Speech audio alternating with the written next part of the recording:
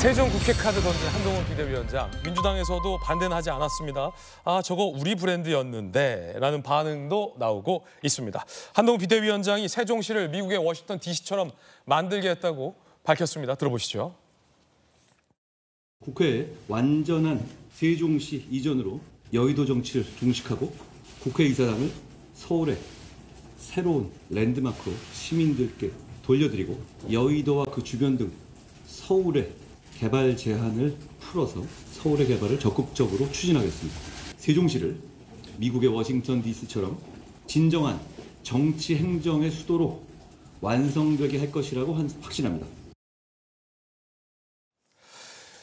여의도 정치를 종식하겠다. 세종시를 워싱턴 DC처럼 이 정치 행정 수도로 진정하게 만들겠다라며 이 서울 유권자와 충청 유권자 양쪽을 겨냥한 공약을 발표한 겁니다. 흥미로운 포인트는 이 기자회견이 끝나고 기자들의 질문을 받는 이 백브리핑에서 기자들이 이렇게 물어봤습니다. 당내에 다른 반대 여론도 있을 것이기 때문에 그걸 실현하려면 선거 끝나고도 한동훈 비대위원장이 계속 당에 있어야 되는 거 아닙니까? 라는 기자의 질문을 받자 한 비대위원장 뭐라고 답했을까요? 앞서서 박지원 후보는 떠나갈 사람 다 죽은 사람이다 라고 얘기했었는데 한 비대위원장 답변은 박지원 후보와 많이 달랐습니다. 한번 들어보시죠. 이제부터 정말 저희가 국민의 선택을 위해서 설득해야 될 시점 아닙니까? 중요한 공약을 중요한 시점에 말씀드리는 겁니다. 그 민주당의 답이 나오겠죠. 그거는 저희의 문제가 아니라 민주당에서 답할 문제 같습니다. 인생 알겠습니까? 최선을 다하는 것이고 저희는 이 정책이 그렇게 서로 간에 누구누구의 이해관계의 문제가 아니라 그냥 이 정책을 평가해 주십시오. 총선 이후에 당권과 관련해서 인생 어떻게 알겠냐라는 농담을 던지기도 했습니다. 대통령실에서도 세종 대통령 제2 집무실에 속도를 내겠다라고 화답했습니다. 윤석열 대통령은 대선 후보 시절 국회 세종의사당 개원을 공약한 바 있다. 대통령 제2 집무실 세종시 설치에 속도를 내줄 것을 관계부처에 요청을 할 방침이다라고도 답변했습니다. 이에 대해서 이재명 대표 반응도 준비되어 있습니다. 들어보시죠. 대통령 선거 때 여당, 야당 모두가 공약했던 것 아닙니까? 이미 그 일이 이미 진행 중이잖아요. 우리 야당이 반대하지 않지 않습니까? 또 여당이 그렇게 협조적이지 않을 때 저희가 관련 예산을, 관련 법안을 민주당 중심으로 밀어붙여서 통과시키기도 했다는 겁니다. 이미 할 수 있는데 하지 않으면서 선거에 이기면 하겠다라고 얘기하는 것은 저는 그건 국민을 기만하는 행위라고 생각합니다. 이재명 대표도 반대는 하지 않았습니다. 그런데 왜 안 됐던 겁니까 지금까지? 각 당의 주장이 좀 다른데 그 지점과 관련해서. 뭐 국민들이 다 알고 있지 않습니까? 사실 세종시 의사당은 이 노무현 대통령 때부터 민주당이 중점적으로 균형 발전 차원에서 추진해 왔던 겁니다. 근데 그 당시부터 그 국민의힘 전신 정당들이 다 대부분이 반대했었고 국민의힘 전신 정당들 중에서도 지금 계신 분들도 있는데 충청권 의원분들만 찬성했었습니다. 사실 수도권 의원들은 중점적으로 반대했던 사안이고 민주당은 수도권, 충청 가릴 것 없이 이 정책에 대해서 누구나 다 찬성했던 공약입니다. 그렇기 때문에 지금 갑자기 이 선거를 며칠 앞둔 시점에 이 공약을 내놨다는 것에 대해 진정성을 의심하는 것이고요. 저는 이렇게 좀 주먹구구시로 내놨다고 좀 의심할 수밖에 없는 것이 한동훈 위원장이 그럼 여의도를 어떻게 활용할 것인가에 대해서 그 국회의장에 있는 자리, 금융과 문화의 랜드마크로 만들겠다 이렇게 얘기했었거든요. 근데 저는 그 말을 들으면서 떠올랐던 장면이 며칠 전에 한동훈 위원장이 여의도역에서 출근길 인사했던 적 있지 않습니까? 그때 산업은행 노조가 산업은행 이전 반대한다는 얘기를 했었어요. 그 얘기가 뭐냐면 지금 윤석열 정부에서 추진하는 것이 금융의 허브를 부산으로 옮기겠다는 거거든요. 그러면은 지금 한동훈 위원장이 말하는 여의도를 금융의 문화의 랜드마크로 만들겠다. 이것과 상충되는 것 아닙니까? 이 정책을 추진함에 있어서 용산과 과연 이거는 상의를 했는지 또 이거는 개헌 문제도 있거든요. 물론 그 헌법재판소의 2004년 이 위헌 판결이 지금과 20년이 지났기 때문에 판결이 달라질 수도 있는데 그래도 안정적으로 추진하기 위해서는 개헌을 해야 됩니다. 그러면 개헌의 로드맵은 어떻게 되어 있는지 그 책임 있는 여당의 비대위원장으로서 이 정책을 추진하면서 우리는 개헌을 이렇게 추진할 것이다. 로드맵은 어떻게 갖고 있다. 그래서 야당과는 어떻게 협상할 것이다. 이런 얘기들을 해야 되는데 전혀 새로운 얘기 없이 사실상 민주당이 국민의힘의 반대 속에서 추진하던 것을 우리도 하겠다.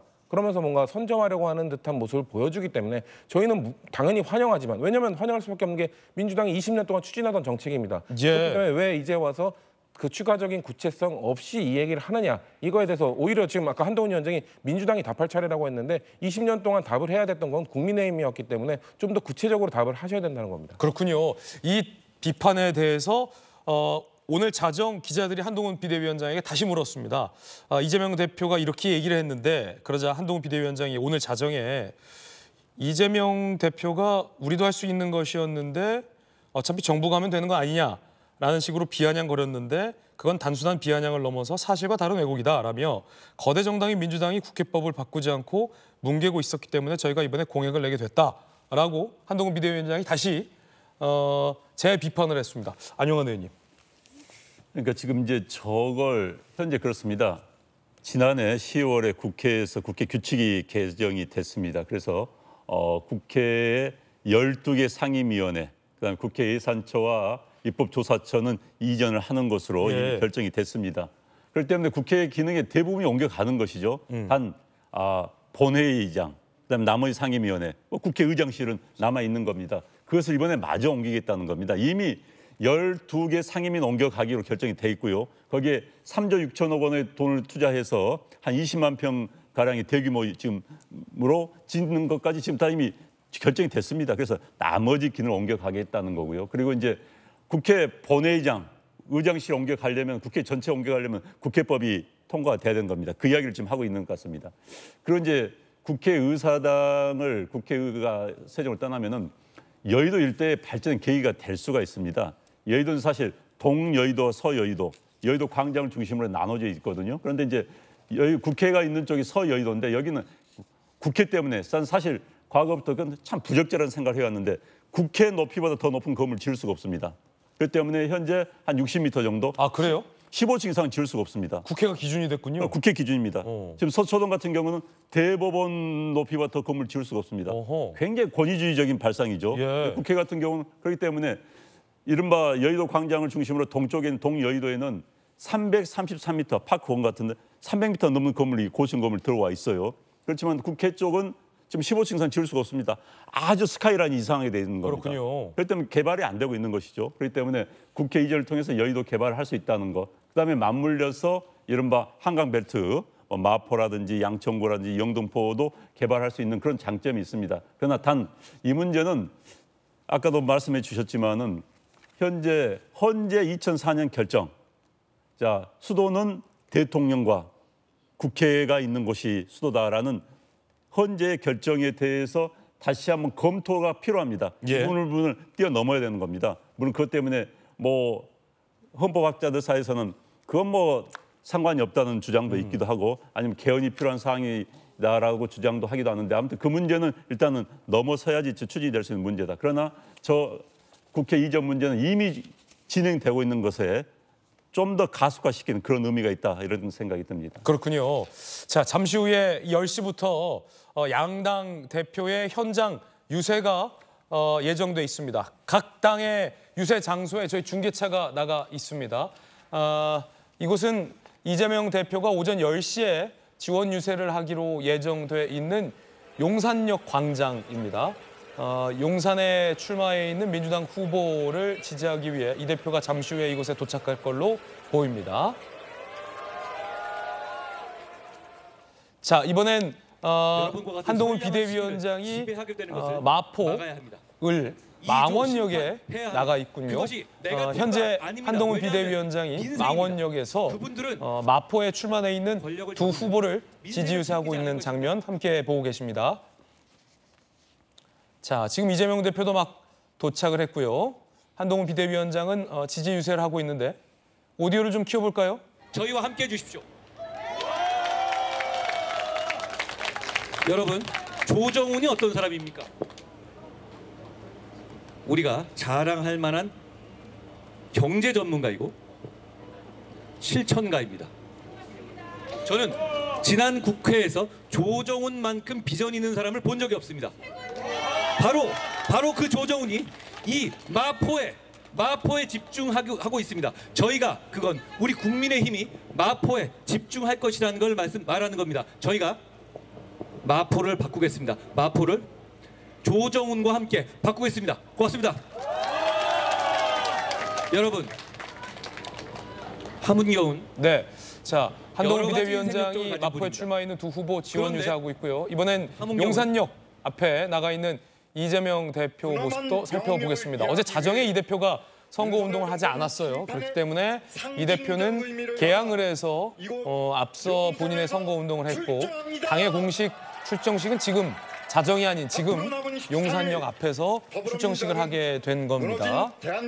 이 대표 모습도 보이고 다른 후보들의 모습도 보이는데 이분 1초 혼신의 힘을 다하겠습니다. 현장 목소리 좀 들어보겠습니다. 지금부터 정권 심판 국민 승리 선대위 출정식을 시작하겠습니다.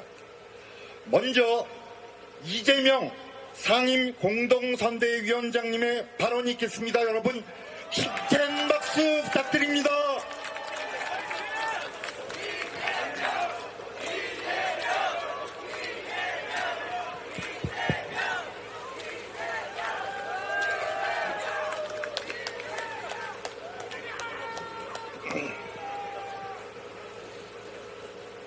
존경하는 국민 여러분, 윤석열 정권 심판 열차가 국민 승리라는 최종 목적지를 향해 지금 출발합니다. 지난 2년의 시간은 국민에게 하루하루가 절망, 고통 그 자체였습니다. 정권의 무능 때문에 물가는 폭등하고 이자는 천정부지로 오르고 공공요금도 올랐습니다. 민생은 파탄나고 경제는 폭망했습니다.